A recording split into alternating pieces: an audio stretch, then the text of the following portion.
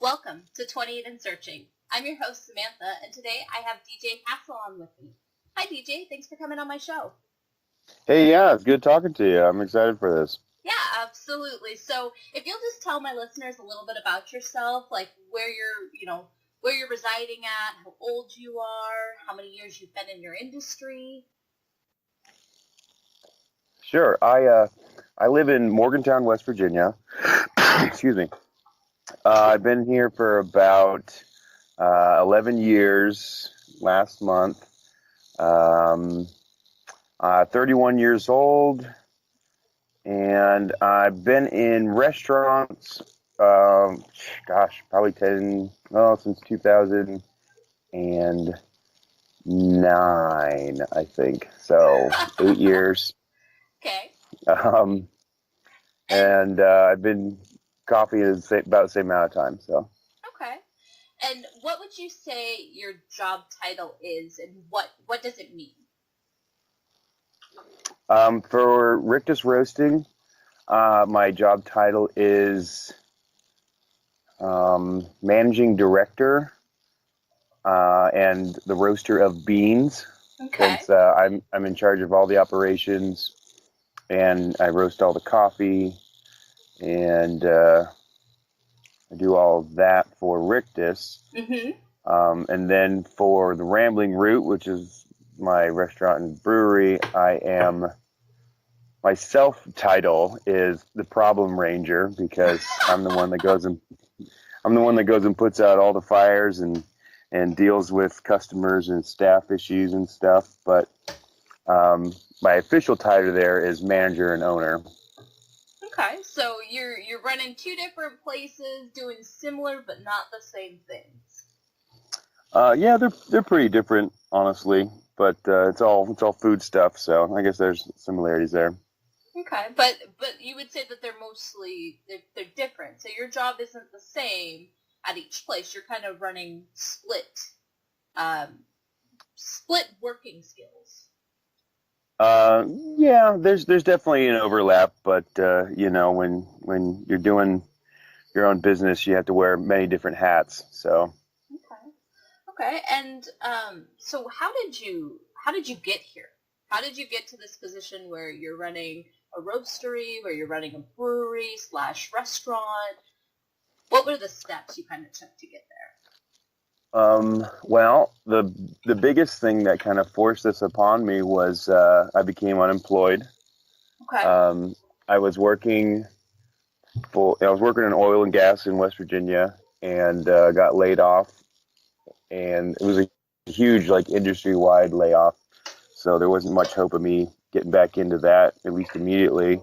Mm-hmm. And for the coffee roastery, I've been roasting my own coffee for a couple years now, and I came across an antique 1914 Royal Number 5 out of an old grocery store. Oh, wow. And the thing is so beautiful. It's cast copper, and it's just so handsome. I wanted it so bad. So had to find a use for it. Yeah, exactly. I talked my wife into letting me get it, and my original plan was just to restore it and to, hopefully use it, but mostly I could restore it and, double my money on it. And then with the layoff, my sister approached me because she has a lot of business savvy. Okay. And wanted to do a business, and I was like, hey, I got this coffee roaster, let's do a business. And so that's how that started. And then with the restaurant and brewery, I was actually working part-time at a winery and distillery with a good friend of mine, Josh Clark. He's my partner right now. Okay. And he got approached by a company called, well, they're not a company, they're a nonprofit called the Fairmont Community Development Partnership. And they had an empty restaurant, and they wanted a brewery to move in. And so they got in touch with him. And I've been brewing for, 10 plus years as well. And so he came to me, and we decided to try to make this restaurant and brewery happen. And that one was really quick. And I just kind of jumped on it, and we did it. So did both of these kind of start as hobbies for you? Were they things you were doing for yourself personally? Because you say you're in brewery and coffee roastery for a while. Were you just doing it for you and your friends? Definitely. I mean, the actual brewing and roasting I was doing for myself. I've been involved in both those industries. I was a manager of a coffee shop in Buchanan, and I was kind of a manager at a couple different bars. And I'd always loved both those industries and had some experience with them. And that's part of the reason why I got into the brewing and the roasting of coffee is because of those experiences. Did you think that it was going to lead to a business at any point, or were you just started it because you loved it? I mean, everyone that gets into either of those things, has their dreams, especially brewing. Like once you start making your own beer, it's like, man, what if I could do this for the rest of my life? Yeah. And but it definitely didn't start out like that. It started out like that because I just enjoyed, high quality coffee and a nice, high quality beer, everything brewed, Yeah. and So you wanted to make wanted it for quality for myself. yourself. Yeah, exactly. You wanted quality for yourself. For sure. Okay. So was there any schooling or formal training you think you need to become a business owner for these types of positions? Like if you're looking into coffee roastery, you're brewing your own beer, if those are your dreams, would you suggest any formalized training or a degree or anything like that? Have you found those to be helpful at all? I totally wish that I would have gotten more formal training and not just, in the roasting and brewing stuff, um, but, if you're passionate about something, that's not the only thing you're going to be doing. I Yeah. wish I would have had more formal training on, accounting and bookkeeping, management techniques, marketing and advertising, and I've picked up some of that stuff. And I think one of the skills I have as you know a business owner is I can delegate to the people who are much more skilled at that kind of stuff. Um, so I wish I could do more of that stuff myself, but I really wish I would have had more But if more of you that don't, experience. you can. You just have to be willing to hire the right people. Well, that's one thing you can do. There's a lot of free information out there that you can really study. Um, I mean, even at a public library, there's books on how to open a business. You can go and read those. I've definitely read a bunch of those books. Are they There's helpful? Yeah, even if I just got a handful of ideas from one or two of those books. I think it's worth um, reading. There's always industry magazines too that are coming out trying to help people, I'm looking for. I'd really like to take like a community college course on like accounting and bookkeeping and stuff too. I think I would like to continue my own education in this kind of stuff. So you'd say that those things are helpful, that knowing accounting, since those are the points that you're kind of focusing on, would you say that those are at the top of the list for like understanding in like a book smart kind of way where you have to learn the basics of it to be able to be good in your industry? Yeah, definitely. I think it doesn't matter how good whatever your product is, if you can't find a way to sell it and sell it legally, like with the beer, even the coffee stuff. There's all kinds of not legal things I have to jump through. That would have been really helpful to learn. Or I've been forced to learn. Um, I think probably with both these businesses, it's 25% what I love to do and 75% of the paperwork for it. Okay. And Maybe so, not that much, but but sometimes it feels like that, especially when you're starting out, I'd assume, right? yeah, for sure. Okay. So you'd say that it's not necessarily a 4-year degree. There's a direct path to go, but you think that picking up skills or classes or books that have to do with the subjects people are weak in might actually benefit them to own businesses. And like just because they know about coffee roasting doesn't mean that they should look into some other things that might help them create an actual business out of it. Oh, yeah, definitely. I think, knowing your craft and knowing how to make that product is important. It's probably the most important thing. Just because you know how to market, a pair of shoes and they suck, it doesn't mean that you're going to sell them. Yeah. Um, I think being knowledgeable in what you're making is very important, but that's only a small aspect to it. Running a business is a lot of stuff that isn't making that product. Sure. Yeah, absolutely. So what would you say is a good starting point? Like what's a good first time job to kind of get your feet wet if you're looking to start a business in your industry? In both industries, since they're saying that they're different, maybe you need different starting points.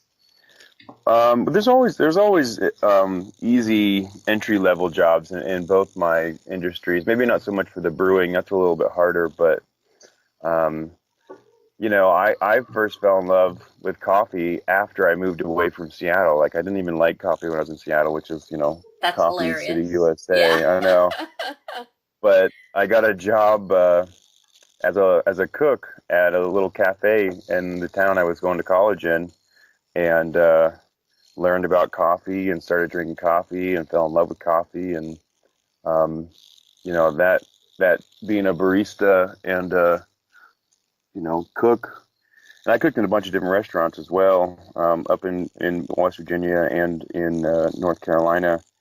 That once you got to start at the bottom, and it'll help you later on, especially with like one of the things that I've come up with for my restaurant especially is, like we pay the back of house, our cooks, our dishwashers, we pay them really well because for one, we want to be able to keep them.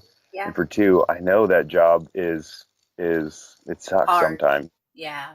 you know, and Yeah. it's almost like you don't get any appreciation for what you're doing. And I try to, I know what it's like because I've been in the back of a restaurant for 7 hours, at a time and, you know, not Hard. seeing the sunlight forever. And so, Yeah, I interviewed this woman who made food serving her career, and she was talking about how there's a shortage in cooks and dishwashers because nobody wants to do it because it's such a hard job in the restaurant mhm, industry. yeah, it is. But would you say that It, it's it's almost necessary to have to go and try that before you own a business? Like, has it helped you being able to have that experience to connect to that individual? Oh yeah, definitely. I think my experience as a cook and even as a manager and stuff for cooks um, has played a role in how I run my business and how I do things. And um, I don't think you could. Well, a perfect example is the business that was in the space that we're in now. The guy was a banker for forever, and he retired, and he decided to make his retirement this restaurant. Oh. Literally never working in the industry, Mm-hmm. and he folded a year to the month, and it's Oh because my he had no goodness. experience back there. He didn't know what he was doing, and I'm sure he got in over his head. I can't speak for him, but um, knowing, getting down there and getting dirty in it, helps a lot for sure. So anybody who's wanting to own a business, would you almost require them to go in and work in the industry, in the type of restaurant or the place that they're wanting to open a business for? Yeah, I think it would only benefit you, and it could. Yeah, you do got to do it. Okay. That's the bottom line. That's the bottom line. Okay. Um, Yeah. so what personality do you really think works best owning a business in the food industry? Especially when you're talking about, because roast your own beans, right? So that's kind of like a Mhm. manufacturing, and then you also own a restaurant, and then the brewery's manufacturing. So you've got a kind of mix of food service and food manufacturing. So what kind of person does it take? Because you're doing both. Mhm. So do they utilize different skills for you? What personality traits are working to make it capable for you to be in both? Well, I think one of my strengths that helps me do this is to kind of have a little bit of what's the word I'm looking for? Like fluidity, maybe, like Okay, yep. I have to go from, putting on a smiley face and talking to a customer who is either, really happy with the service and the food or not. And then I have to switch from that, take off that hat and put on the boss hat and go in and make sure things are coming out right. Yeah. And then, the next morning I got to wake up and I got to sit by myself, Yeah, and absolutely. roast coffee, and like, I don't know, it's, you gotta be kind of fluid in your emotions and in your, um, Easy to let responsibilities things and able to, go. Change from yeah, I one mean, to the next. yeah, Okay. Would you say that it takes a heavy work ethic to do that? Because I know you said that, you get to do what you love for a percentage of the time, but then there's a whole lot of other stuff that comes with it that's just stuff you have to do to be able to do what you love. mm, yeah, work ethic's important. I think it should be important in just about every job. But there's a lot of times, when, not so much with the roasting, since I myself and another one of my partners deal with all the physical stuff, but at the restaurant, like, um, people call off and you need your business to keep running, and it's just like, sorry, you gotta work 16 hours a day, Deej. It's just Yeah. So you it's definitely, you've got to persevere, yeah, almost. Okay. yeah, exactly, that's a great word. And so what personality traits do you think uh, would do well with this? What mentality isn't going to work if they're trying to create a business in this industry? um Going in and thinking it's gonna be cake, Okay. because honestly it is just about always going to be worse than you think it is. But one of the things, that I've learned is you just got to kind of plan for the worst, hope for the best. I think optimism is something you can lose very quickly, um, and that you just got to stay positive and stay optimistic. And when everyone's stressed out and everyone's working too much and no one wants to be there, you got to be able to encourage them to, um, continue and brighten their mood a little bit and make them want to be there and put out a quality product for you. So you've got to be a leader. You can't be the person who sits in Oh, an office and closes the door and hopes it makes money. 100%.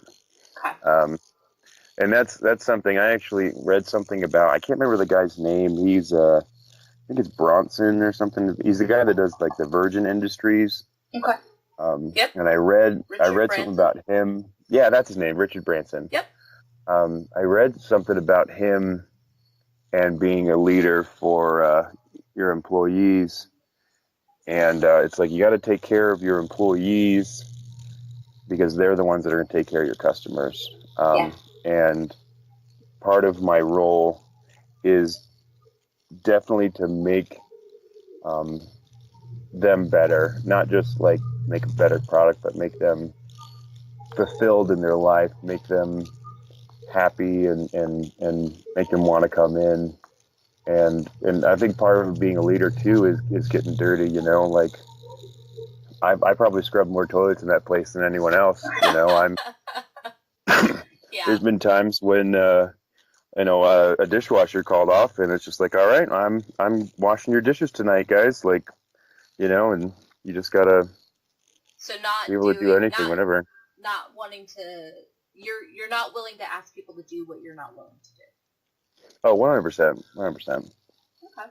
So what's a piece of your personality that really struggled with becoming a business owner in both the coffee roastery and the restaurant brewery? What's something you kind of had to overcome about yourself that you struggled with or kind of changed or molded or found a way to make different within the job to fit you?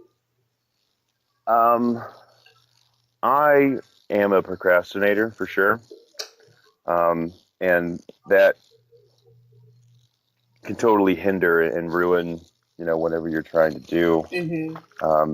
I've been lucky to have, um, and it's not tied to motivation, honestly. Yeah. It's tied to, I don't know, putting things off, honestly. Yeah, I And can completely relate. yeah, and I've been lucky to work with a lot of people that are very motivated and, have, like the coffee roasting, like I'm working with my sister, and she's on the ball with all that stuff, and sometimes someone just has to be like, DJ, you got to do this today, like Yeah. just Somebody to do help it. And you. I'm just So like, you found a support system to help you overcome that personality trait. yeah, for sure. Okay. So is there a ladder or a lateral move you can make from where you are? Because I know you're a business owner, but is there, if you wanted to move, or is there anything you're looking to do to move the business forward? Like, I mean, I know you probably, you start with a restaurant, and then you want to do a brewery, and you have the coffee roastery. Is there expansion from there? Oh, definitely. Well, we'll just take the restaurant for example. Right now, like our brewery is not up and running yet as of, what is this, September? And so we're hoping to get that up and running by the end of the year. And we're going to start out pretty small, like just sell everything in house, and from there, um, from the profits we will start to hopefully make, we'll be able to expand our system and eventually get into more production where we can get our beers out to other businesses to sell for us. Okay, so I And was then just with going to ask if you were looking at a cannery. at a what? At a cannery, like where you can or Oh, you bottle or put together the I mean, beers to sell. yeah, that would be fun. Those are expensive. That's definitely down the road. That's true, but but it's Yeah. definitely something. If somebody got into this business and said, "I want to do more," there is a Hmm. lot more you can do. Is what you're saying. So you Oh, guys can expand. You guys can do you guys can do the cannery. You guys can do. I mean, you could honestly franchise, right? That's a yeah. possibility. Oh, definitely, definitely. And with the coffee roasting too, like we're starting out just being an online subscription, to where we'll mail you coffee every month, but eventually I'd like to get a drive-through going that just sells Rictus coffee. Oh People yeah. just drive up, and then from that, I'd love to get a little coffee shop and start doing sandwiches and pastries and breakfast, and then more drive-throughs. And there's not so much higher in ranking I can go, but there's definitely my Expansion. roots can spread out into Yeah. what I'm doing. Yeah, I mean that's a great metaphor. I mean, roots are that makes a lot of sense, right? Because you can just kind of you can go to so many opportunities. So nobody's stuck. Like once they're a business owner, if they're roasting coffee beans or they're creating a restaurant brewery, they're not stuck. You can move and grow and expand. Yeah, and I think that is always should always be the ultimate goal, but that is all. Both of those things are they're going to be hard to do, and we're going to have a little bit of luck with this hard work, to Mm-hmm. make it happen. And I know a lot of restaurants that I've worked at and been to that they're kind of stagnant. They can't really spread out as much. I think the fields that I'm involved with, there's a lot of room for growth. Um, so you can definitely limit yourself, but you just got to kind of think outside the box and be ready to put in the effort for it. Sure. Yeah. Absolutely. So, would you say that the differences? We were talking about the differences between the coffee roaster and the restaurant. What you said that they're different. How are they different? Well, I think you pointed it out best. The coffee in the brewing as well is definitely more manufacturing. It's not a whole lot of customer interaction, um, as opposed to the restaurant, where you have to be, kind of the mascot, the face that people come in and see, and have a good rapport with your regulars and with anyone new that comes in, and you got to kind of put on that your entertainment face, as Sure. opposed to manufacturing when you can sit there with your headphones on for 6 hours and um, not say a word. Yeah. So. And so when you're talking about the manufacturing part, because I think most people have experience going into a restaurant and kind of know what that customer service interaction looks like, but I don't think many people know what it takes to roast a coffee bean or to brew a beer. Is that an in-depth process? Does that take? I mean, is that a lot of time and commitment? Like, what's kind of the process of that? Well, coffee is as simple or complex if you want to make it. I mean, one of the one of the first things I ever did is I just got a little popcorn popper from Goodwill for $3 and some green beans, and roasted my own coffee beans. Like that's That's like real? literally the first. You Oh can do yeah, that? totally. Oh my gosh, yeah, it's so easy, That's and amazing. it's really fun. Like honestly, I'd love to talk to you more about that if you're interested in trying it. Yes, I Um, am absolutely. So, and if people wanted that resource to look at that, because that's something extremely interesting to me. I'm sure that's interesting to a lot of people. They'd love to, to see what that's mhm. like. So, are there resources where people can find that information? Like, what is that something that I can maybe post on the website, like a link or something that you found that helped you kind of know how to do that? Because where did you get that idea? Well, I actually talked to a coffee roaster that was in the same town that I was in, and they had a pretty nice little machine, and they kind of told me the process. And it's like, well, I just tell you, it was 19 coffee out of Washington, Pennsylvania, Okay. and just the coolest, nicest guys. They honestly, they're my heroes. They make such good coffee, and I don't know how they do it. Um, but I went in and stopped in because I love coffee, and it was about the time, I was really trying to up my quality of coffee, and they explained how easy it was and showed me their process.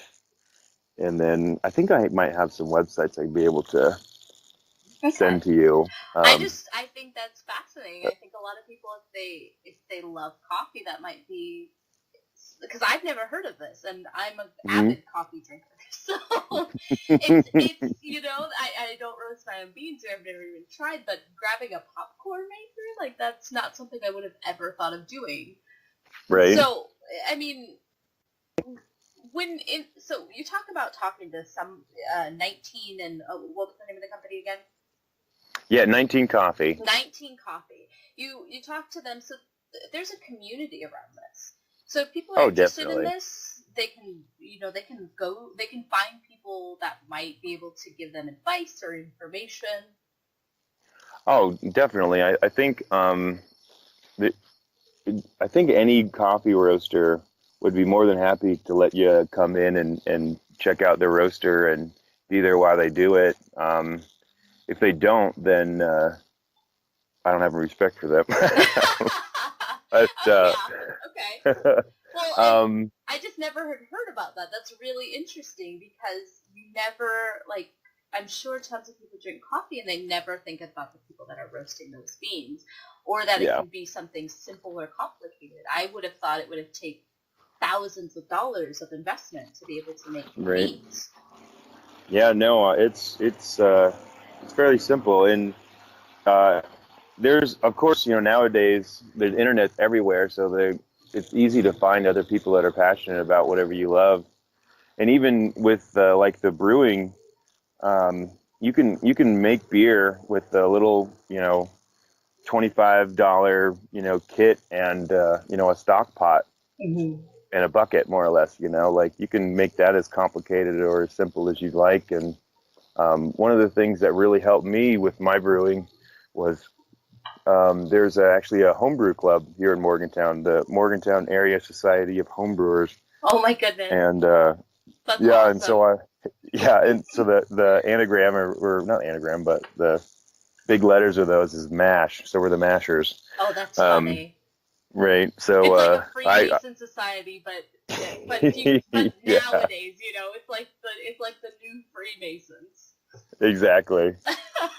But you just find other people that are passionate about what they want to do, and I honestly think going and talking to people that are interested in the same things, coffee and beer, has only improved my stuff. And um, even now with our brewery starting up, there's another brewery that just opened up right down the road, and we reached out to them before they were even open, and we're awesome friends. Like we were the first ones to get any of their beer. Oh wow. Like the first beer they ever sold was to us, and they come in all the time for lunch, and it's a community. And one of the things that I think um, in both my industries is we need to just kind of embrace each other and not see each other as competition, but um, you know Fairmont is the city just south of Morgantown where I live, and there's Hmm. not a whole lot of craft beer there, and we want to make it a place where people come for craft beer, and so they're not a competition. There's plenty of people that like beer, but we need to get them there. Yeah. Yeah. So would you And say that benefits you? Like creating this community, has that made your business better? oh, 100%. Especially with the route, like the people at Short Story like send customers that are looking for food our way, and when people come in and they're like, "Oh, there's another brewery nearby," like we'll let them try one. It's like, well, they have 8 more over there, so you should go check them out. And Hmm. um, it's not. It doesn't have to be a competition. I mean, some instances probably, but I think if we can embrace weaknesses and strengths that the others have, I think everyone can find a spot. Yeah, there's enough room for everybody. Yeah. So that might be also a personality trait that people really need to consider if they're these are communities, right? The coffee roasting and the beer brewing, those are communities, so you need to be kind of a team player within your Hmm. community. So Yeah, if I somebody's agree. not that way, I mean, would you say that's a detriment? Would you consider that to be something that maybe they should consider something else? Yeah, I think so. Okay. Well, and I live in a very unique place in the United States. And so I can't speak for wherever you're going, but West Virginians love West Virginia and other West Virginians. Yeah, yeah. They're very proud of their state, and they're very proud of the people in it, and it's always been a community. Um, and so So one of location the is important. oh yeah, that's 100% important. You can't open up a brewery, and well, no, you probably could open a brewery in the middle of nowhere and people would show up, but Probably one of um, the only recession-proof places are bars, right? yeah, exactly. Um, but you couldn't open a coffee shop in the middle of nowhere that there's no foot traffic and there's no one driving by. Like, Yeah, um, that's true. so location is important. Um, I forget what my other point was going to be, I but apologize. yeah, it's okay. So, okay. So what do you think some of the drawbacks are for being a business owner? I mean, I know like some things that people might find important to them, where if they held it to a high standard, this wouldn't be the position for them. Like I'm assuming you work really long hours. We talked about that. And then not having like a job title. What other types of things, or not having just one job title too? Many. Mm-hmm. What are other things that people should probably consider before they jump into this? Well, definitely the long hours. There was times where, we're putting in 80, 90 hours a week. Okay. Especially when we just opened, because we didn't have enough staff, and we just had to be there and do stuff. We had to open up as quick as we could. But I can honestly say that, I think I work every single day, at least a little bit. Even today, it's my Sunday. This is my day off, but I had to go in and get some stuff done, and well, there's other issues to why I had to work today, but you don't really ever have time off, honestly. So it's no control. You don't have control of your schedule. You do, to an extent. Okay. And that's one of those work ethic things. It's like like today, I probably didn't need to work. I mean, probably get away with not working today, but it would have made tomorrow twice as bad. Okay. So you have to kind of delegate your time. I think another important thing for somebody wanting to open any kind of business, though, is who you go into business with, mm-hmm. And knowing exactly what to expect from them and what they expect from you. So what is that called? A operating agreement? You mm-hmm. gotta get one of those. And there's resources online to get those written up for free that are kind of generic. That work just as well. Yeah. And, it's a legal document, and it's a way to not only guarantee what you're going to be doing, but guaranteeing what they're going to do, and what's expected of you. So would you say that a partnership is a necessity in opening a business in your industry, or is it something you can go on your own? A partnership is not a necessity. I don't know if I could have. I don't think I could have done either of these without partners. Okay. And that goes back to the being able to delegate, and also having a support system and someone to bounce ideas off, and someone to help kind of relieve that tension that you're feeling. But it can also definitely be a drawback. We originally had 4 partners with the restaurant, and oh wow! Now there's only 2, and we've only been open for 6 months.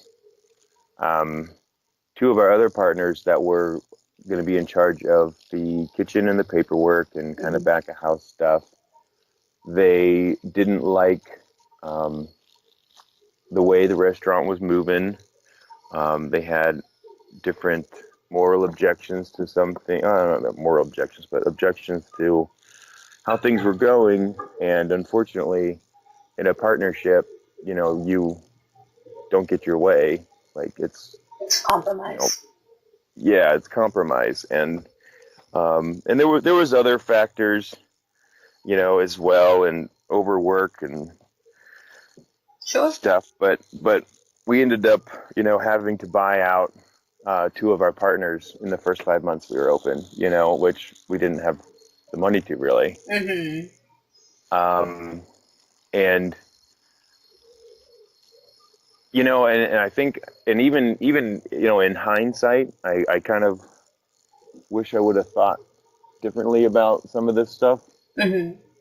I know I would have done things differently myself. Mm-hmm. So I'm not saying they were the sole problem. I think there was things that I could have done better as well. Sure. But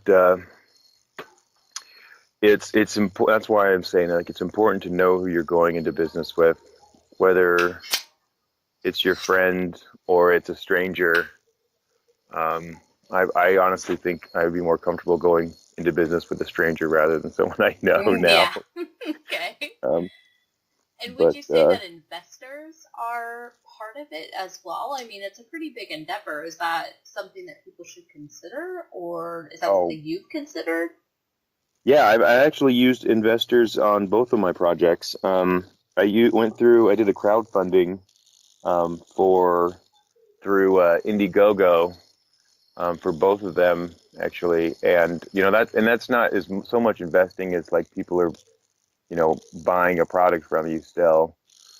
I Um, mean, it's similar. Yeah, it's a way to go where you're getting money from people yeah, you know with. exactly. So like with the coffee roasting, like we're doing all this off of that Indiegogo money that we got, and fulfilling all that, all the stuff that people bought was a lot of fun actually, but there's no way we could have done it without them. And then even with the restaurant, I don't. I, we started a restaurant with, I mean, like I think if I told you the actual numbers, people would be one shocked and then one angry that it actually worked. Um, but we did it with no money on it for the most part, Okay. and um, the Indiegogo money is the only reason why we had beer to sell, and the only reason why we had food we could serve people. Sure. So I really liked how everything turned out with the crowdfunding. But I had other investors with the coffee thing, and the first people you go and try to hit up is family, of course, and so Of I had course. some family help us out, and um, so I think investing is very important, but along with investing is um, knowing what is going to happen with the people who give the money. Um, because if someone goes and pays for everything legally and truly, they have final say on everything. So you can be the best baker in the world, but someone invests all the money and buys all the equipment, and it's like, all right, well, we're making hot dogs now. Like you don't have much choice, you Yeah, know? so that's something you want to definitely consider. You want to know where your money's coming from when you're opening a business. Yeah. Well, and that's where, some of those legal documents that, you know, um, that's why those things are important to define roles and define what is expected of you and from your investors and what they expect from you and everything. So that's another, yeah, the legality stuff is something I wish I knew a lot about. Okay. So, what would you say your worst day has been since you started this adventure of roasting coffee and or your restaurant brewery? Um, I think my worst day was for the restaurant was losing those two partners because I'd gotten really close to both of them. I really considered them almost family.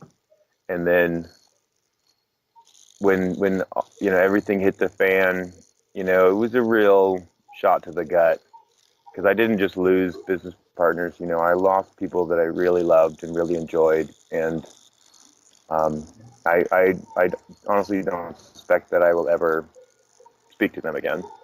Oh, Um, that's rough. that yeah, that was probably the hardest day. That was the hardest. So would you say that it's almost important to have or gain a thicker skin when you're developing a business as a business owner? Yeah, I think that's definitely a trait that you need to have because you're not going to be able to make everyone happy. There's been lots of people, not lots, okay, not lots, just a few people who haven't been happy with some of our um, some of the experience they had at our restaurant, and it hurts because it's like there's no way they should have had that experience, Yeah. and you have to be able to. Well, for one, you gotta be able to address it and figure out what actually went wrong, and try to make sure it never happens again. Yeah. So what would you say your best day has been so far? Best day. Um, well, for the coffee roaster, it was because that thing's 100 years old, That's and pretty cool. we completely took it apart, cleaned it, and and made sure everything worked and put it back together, and that was a long process. And then when we plugged it in and it worked right, like that was just such a relief and a great feeling that just like, all right, we did it right. We can still do this. Um, and with the restaurant, the best feeling or the best day, I don't know if I have a best day with that restaurant, because it's when it's when people talk about it. Like I've been in other places, other businesses, and Mhm. I've heard people mentioning, that place, and that, well, yeah, that means a lot to me. But I just changed my mind.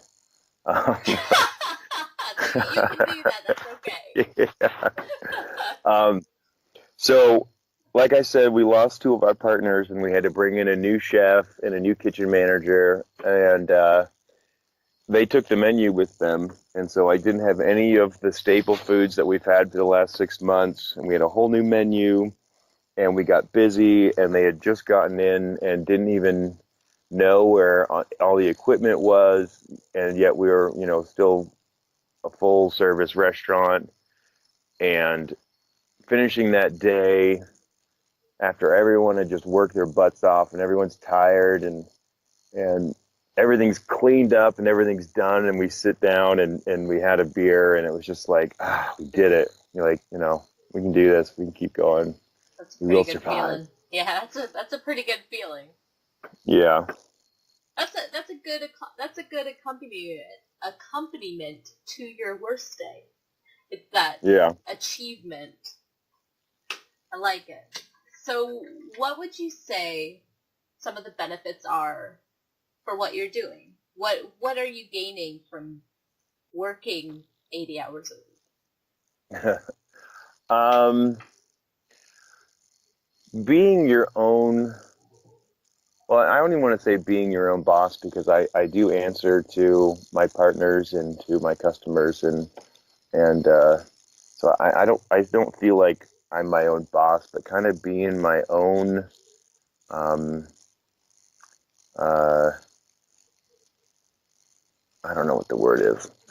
I want to say like my own source of income. It's like Mm-hmm. I have the kind of the power to get people to pay me. Oh, that sounds weird. But just kind of being in control of What you're my doing. own what I'm doing, yeah. And like I said, I do answer to other people, but I still have final say. I have a vision for things, and I get to make that happen. And I'm creating my own wealth, Yeah. and that's a wonderful feeling. It's a big responsibility because I can also lose all the wealth by myself. Um, but it's a very cool feeling to be making it on your own. There's no higher ups. There's nothing holding me back, but you know, by Yourself. myself. So, Okay. So, what do you love most about what you do? um, the best part of both of these jobs is the people that I work with.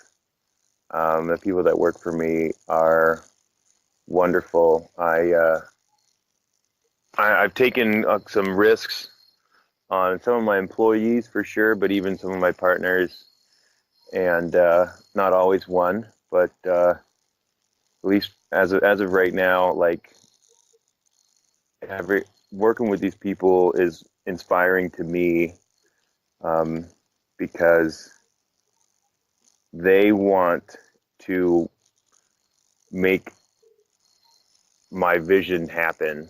Um, and not with the restaurant, it's Josh and I's vision, but with the roasting, like this is the whole thing was my idea, Mm-hmm. and having people that I love and trust working so hard for me is such a cool feeling. Oh yeah, absolutely. So, what would you say made you fall in love with the career? So, before you had people who supported it, what made you want to do it in the first place? Um, I don't know.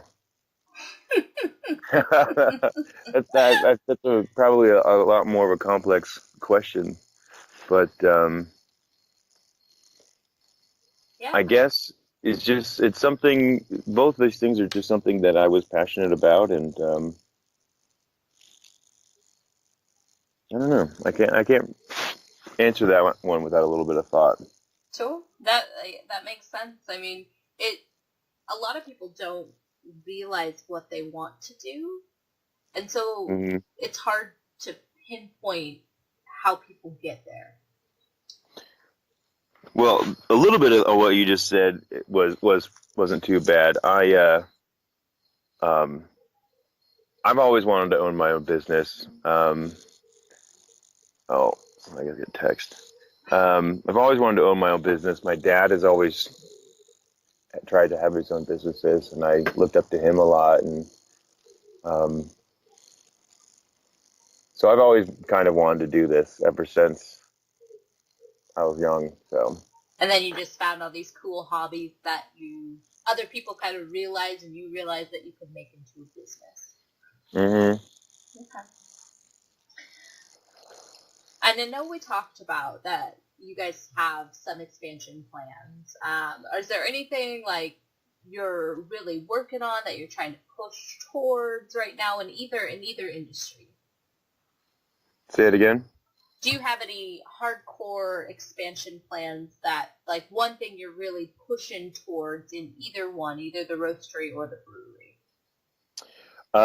Well, as of September for the restaurant, we're really just pushing to get the brewery up and running.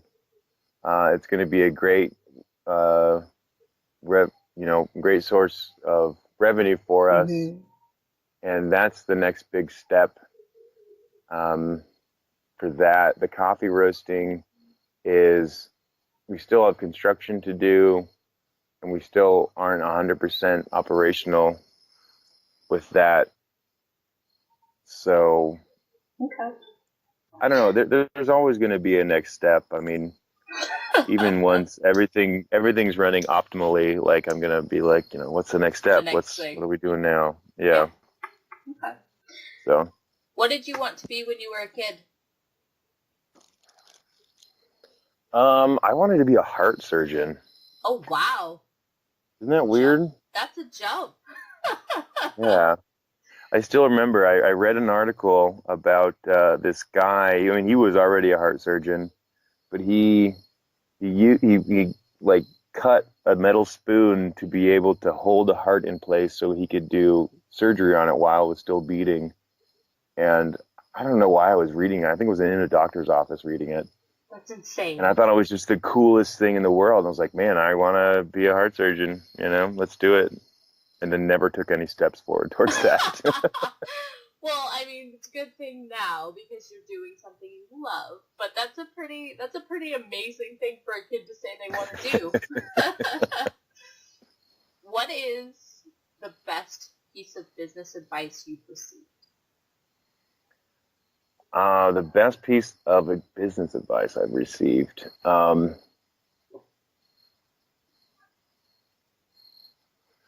So, like I mentioned earlier, my dad has had businesses before, and he's never been able to give up his, career to go and do these.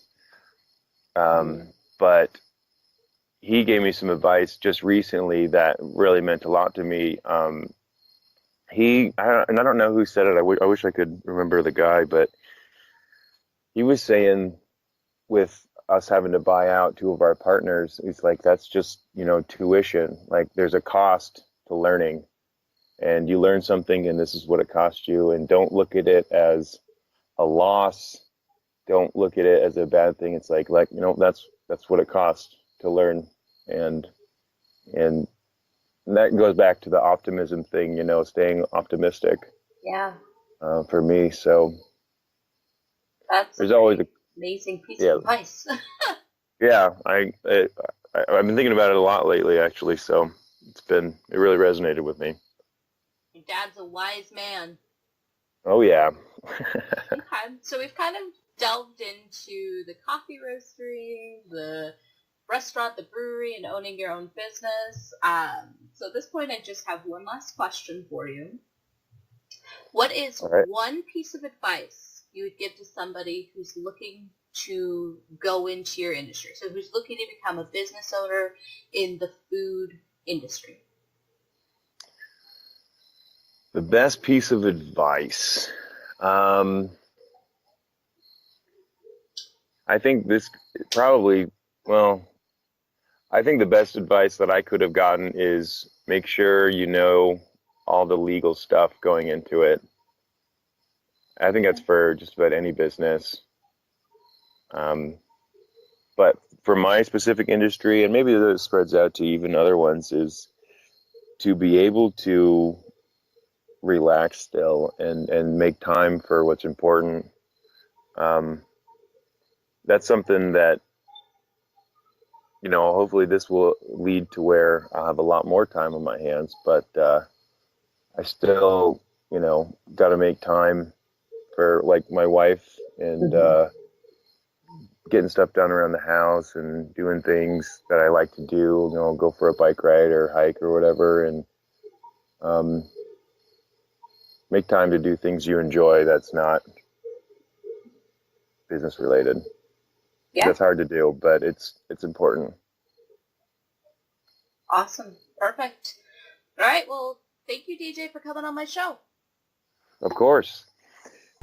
If you like this episode or you're looking to change your career, go to 28andsearching.com or become a patron to get exclusive content sent directly to you. See you next week.